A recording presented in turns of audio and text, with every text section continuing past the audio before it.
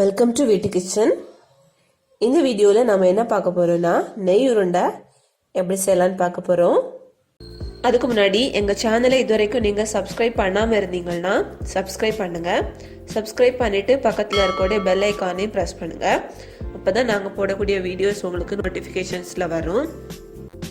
1 cup பொரிக்கடலை எடுத்திருக்கோம்.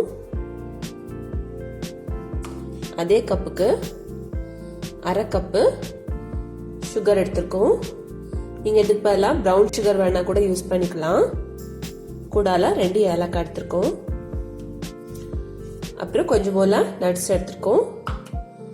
3 spoon நெய் எடுத்துருக்கோம். ஃபர்ஸ்ட் நம்ம என்ன பண்ண போறோம்னா இந்த சுகரை பொடி பண்ணி எடுக்க போறோம். மிக்ஸி ஜாரில் போட்டு பொடி பண்ணி எடுக்க போறோம். இது மாதிரி நல்லா நைஸாக பொடிச்சு எடுத்துக்கணும். கூடால நம்ம ஏலக்காயும் போட்டு பொடிச்சிருக்கோம். இதை இனி ஒரு மிக்சிங் பவுலுக்கு மாத்திக்கலாம்.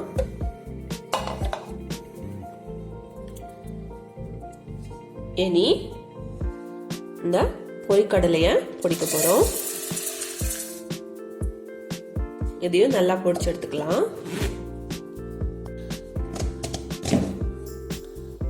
இந்த மாதிரி நைஸா பொடிச்சு எடுத்துக்கணும். இதை இனியும் அரிப்பில் போட்டு அரைச்சு எடுத்துக்கலாம்.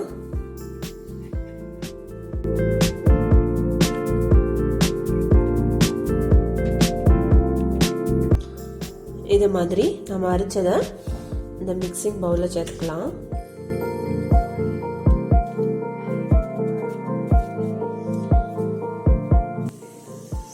ஒரு ஸ்பூன் நெய்ல நம்ம எடுத்த நட்ஸை இந்த மாதிரி லைட்டா வதக்கி அதையும் சேர்த்துக்கலாம்.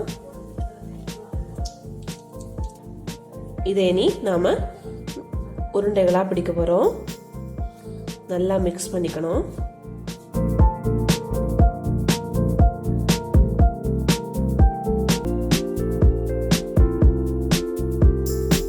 கூடால மீதி இருக்கக்கூடிய அந்த நெய்யும் சேர்த்து மிக்ஸ் பண்ணிக்கலாம்.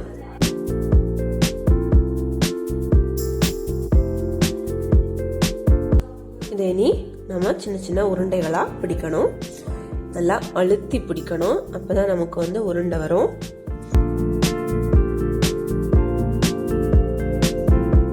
சின்ன குழந்தைங்களுக்கு நம்ம வெறும் பொரிக்கடலையே கொடுத்தா அவங்க சாப்பிட மாட்டாங்க. இந்த மாதிரி சின்ன சின்ன உருண்டைகளா செஞ்சு கொடுத்தீங்கன்னா கண்டிப்பா சாப்பிடுவாங்க. நல்லா ஹெல்த்தியா இருக்கும். அதே மாதிரி டேஸ்டாவும் இருக்கும்.